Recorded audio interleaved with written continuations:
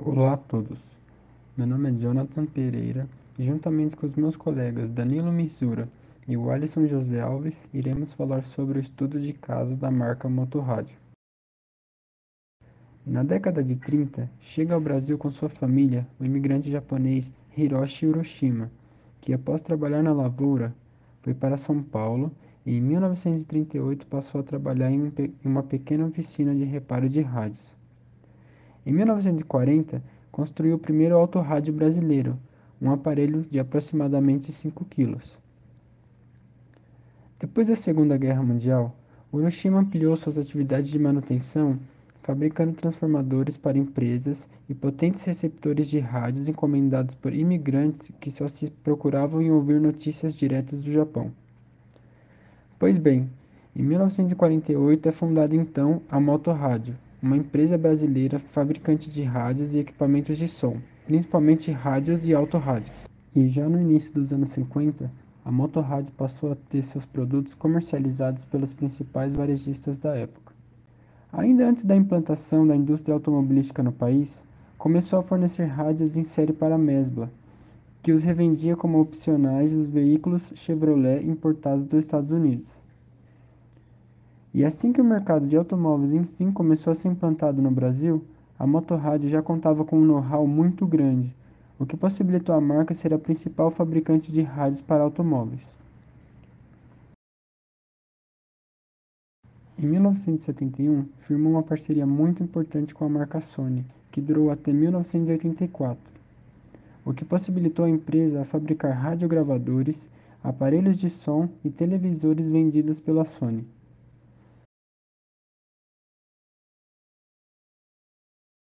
Outra curiosidade ligada ao motorrádio é que entre o final das décadas de 60 e 80, esteve intimamente ligado ao imaginário do futebol brasileiro. Em parceria com a TV Tupi, a empresa premiava o melhor jogador em campo, e reza a lenda que o jogador Pelé foi o maior ganhador de rádios da marca. Pois bem, com seus produtos ligados a duas das maiores paixões nacionais, graças às suas brilhantes ideias de marketing, a Motorrádio então dominava o mercado nacional. Oi, eu sou o Danilo e eu vou seguir falando do final da história da Motorrádio e retratar o modelo de negócios da empresa. A gente vê que a Motorrádio construiu uma proposta de valor em torno dos seus produtos, em torno da sua marca, uma marca que era associada com qualidade, com tecnologia, aparelhos que tinham uma robustez, fácil manutenção, por isso bastante difundidos, por um custo-benefício bom. O valor também estava na cultura nacional que era associada à imagem da empresa, né?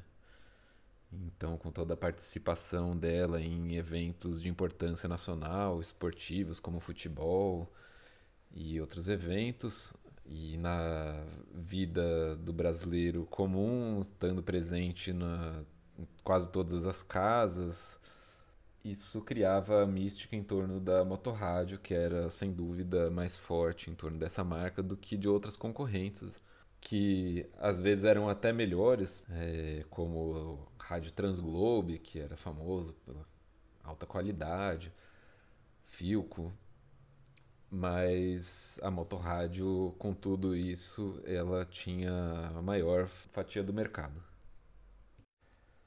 O segmento de clientes a que se destinava os produtos da Motorrádio era muito vasto. Começou com proprietários de automóveis, né, que era um segmento e a cultura do automóvel em ascensão ali no começo do século XX, que se expandiu rapidamente. Então, o segmento de proprietários de automóveis já era grande e o público que comprava rádios, os rádios portáteis e depois os toca-fitas, toca-discos, etc. Eram a maioria da população. Havia um rádio em quase todos os domicílios brasileiros e grande parte deles era da motorrádio. Nessa época, o rádio era o principal meio de comunicação do Brasil, chegava nos rincões mais longínquos do país, que a gente sabe que havia uma dificuldade de integração de todo o território nacional, das pessoas dispersas em todo esse território, e o rádio era a principal forma de unificação de- desse povo, dessa sensação de pertencimento a uma nação, era muitas vezes carregado pela cultura radiofônica que era compartilhada por todos.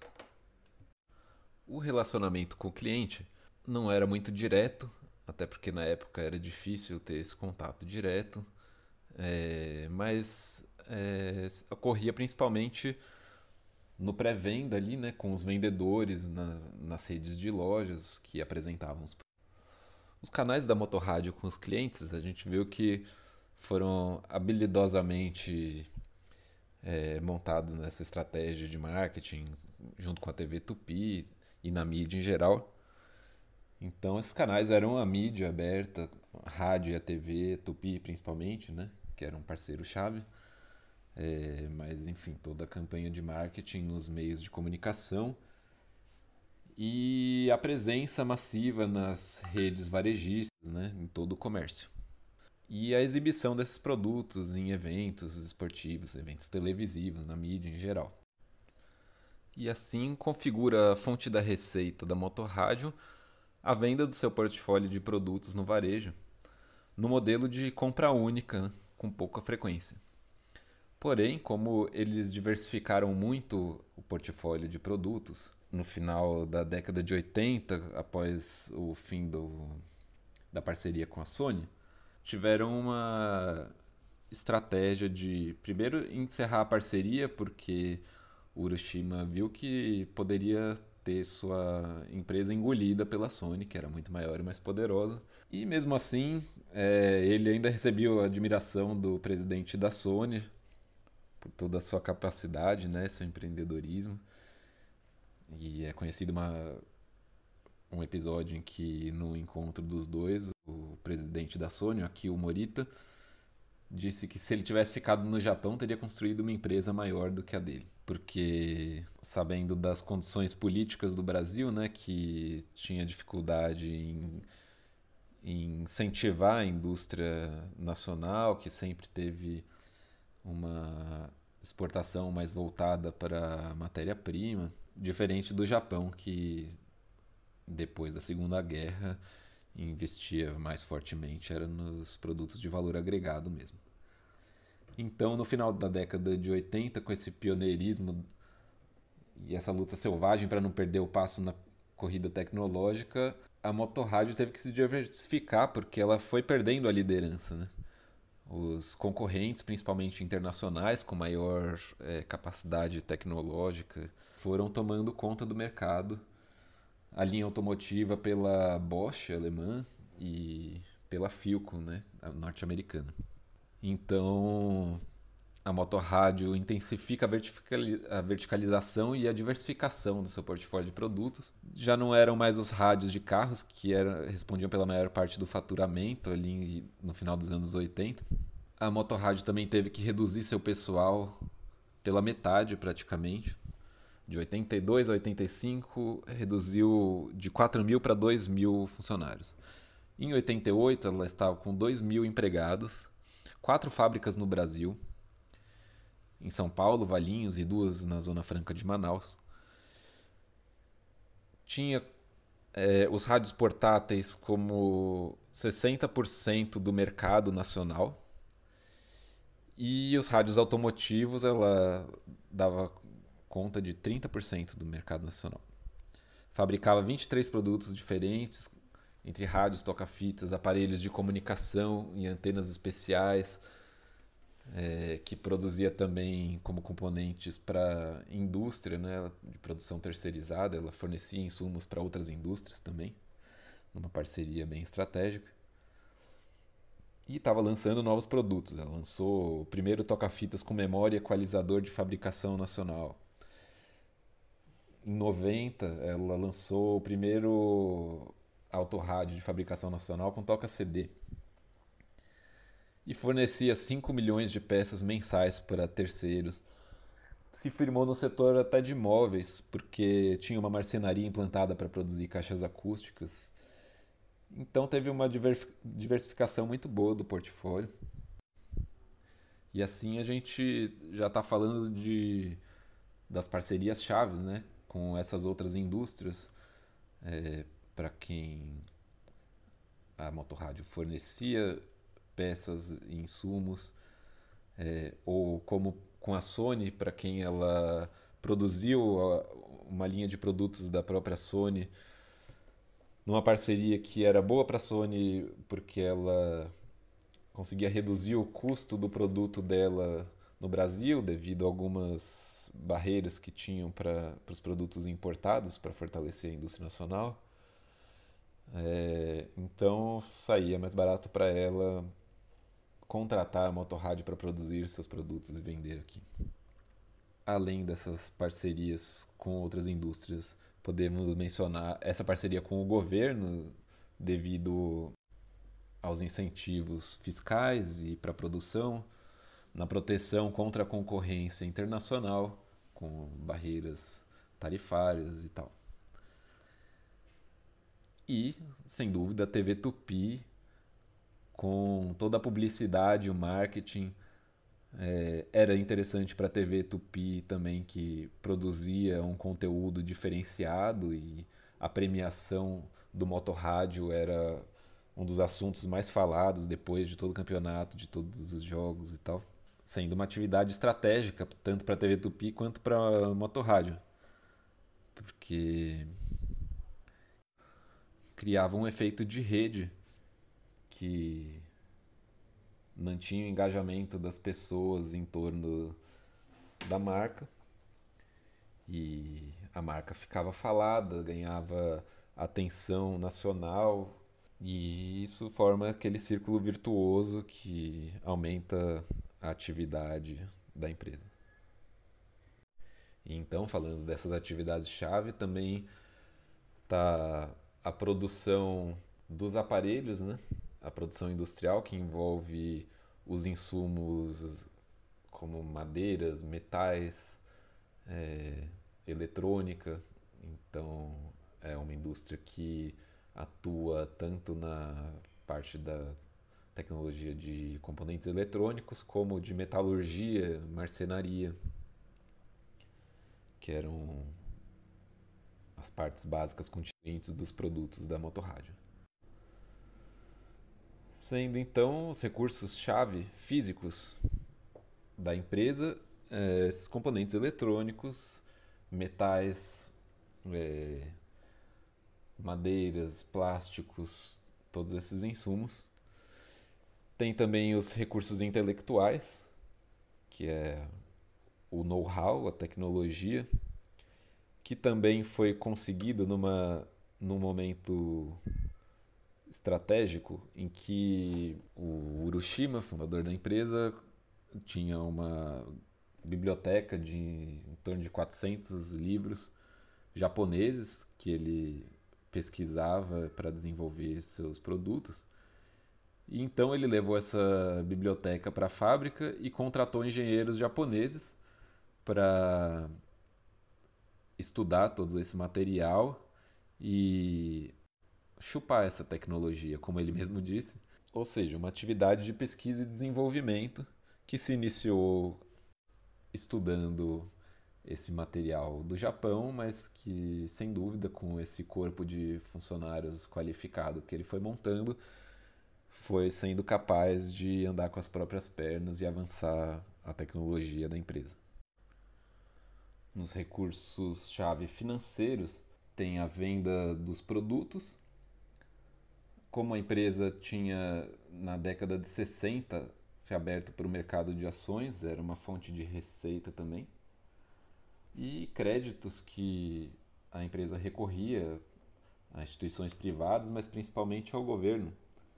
E ali no final dos anos 80, com o capital do BNDES, ação nas bolsas de valores, deu gás para a Motorrádio lançar novos rádios, até fornos de micro-ondas e aparelhos facsímile, o famoso fax, que era muito usado na época. E assim aumentando a diversificação do seu portfólio em uma configuração e desenvolvimento de pesquisa e desenvolvimento constante da empresa. Então, o que forma essa estrutura de custos da motorrádio é todo o equipamento de produção das fábricas, é também a pesquisa e desenvolvimento, que é crucial para a atividade, os insumos e peças necessários para produzir toda essa gama de produtos, a mão de obra qualificada e os gastos com publicidade para estar sempre presente na mídia e na cabeça dos brasileiros. Olá, aqui quem fala é o Alisson. Eu vou falar agora sobre as 5 forças de Potter. O poder de negociação dos clientes, fraca. Produtos com alta procura, presente em quase todos os domicílios. Segmento dos autorrádios acompanhava o de computadores e de carros. Ameaça de novos players. Média, indústria eletrônica é vasta e diversa, porém o segmento requer alto investimento e know-how. Ameaça de substitutos, forte, marca consolidada, porém a ampla disponibilidade de produtos concorrentes. O poder dos fornecedores, fraco também, insumos básicos da indústria, havendo ampla disponibilidade de fornecedores. Isso levou a rivalidade e concorrência forte, indústria nacional e internacional, com produtos altamente competitivos, alta tecnologia dos produtos importados. Fazendo a análise SWOT, nós temos nas forças, tradição da marca, inserção no mercado e na cultura nacional, produtos de qualidade, diversidade de portfólio. Aqui nas fraquezas nós temos dificuldade de desenvolver tecnologia, acompanhar as novidades do mercado, fatia de mercado garantida por barreiras protecionistas. Nas oportunidades nós temos fornecimento de insumos para outras indústrias e terceirização de produção, ampliação do portfólio para outros segmentos de mercado. Nas ameaças, nós temos a remoção das barreiras protecionistas à importação, mudanças nas políticas de incentivo fiscal e quebra no poder aquisitivo do consumidor. Bom, como vimos nas análises anteriores, esses pontos fracos e ameaças que a empresa poderia sofrer foram justamente o que levou à crise com a implantação do Plano Collor, em que a empresa teve que demitir muitos funcionários, atrasou pagamentos de dívidas e acabou vindo a falir no ano de 1993, assim como diversas outras indústrias brasileiras, porque foi um momento de um grande desafio mesmo. A situação que o Plano Collor gerou ao tentar lidar com a inflação foi bastante desastrosa e levou à quebra de diversas empresas, devido a uma abertura comercial do país com redução gradual das tarifas de importação. A ideia era que, com importados mais baratos, os produtores nacionais seriam forçados a reduzir os seus preços e melhorar a qualidade dos produtos. Mas não foi bem isso que aconteceu. E aí ainda houve um aumento ainda maior da inflação. Os estímulos para a indústria nacional não funcionaram. Ela foi indo mal e aumentou o desemprego. Com isso, reduziu o poder de compra da população, né? E alguns economistas afirmam que o Brasil quebrou porque os créditos ficaram caros e difíceis de obter. Outros que foi apenas uma recessão muito profunda. Mas isso deixou muitos empresários e investidores falidos.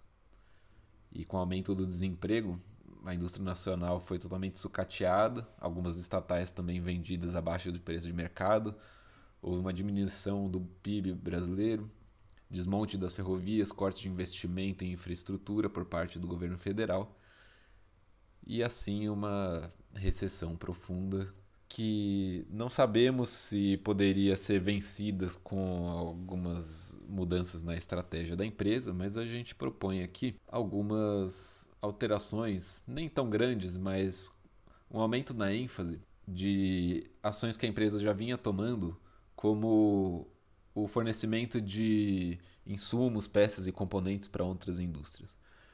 Focar no fornecimento de insumos estratégicos para indústrias que não param seria algo que poderia manter as fontes de receita da empresa ativas, por mais que o consumidor de produtos de mercado estivessem com seu poder de compra reduzido.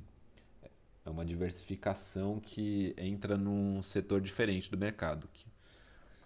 Também se reatar ou manter a parceria com a Sony e ampliar essa parceria para oferecer mais produtos de alta tecnologia, talvez corresse o risco, como o Urushima temia, de que a Sony viesse a engolir a motorrádio, mas ainda assim poderia ser uma parceria estratégica para manter a atividade da empresa aquecida, porque com o financiamento das atividades para a produção dos produtos da Sony e, enfim, continuar agregando tecnologia na sua produção, poderia ser uma saída para a empresa se manter competitiva.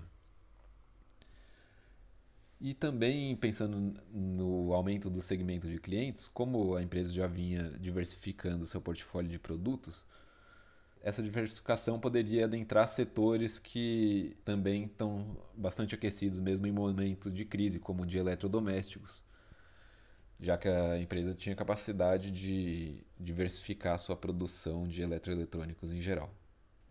É isso, obrigado pela atenção.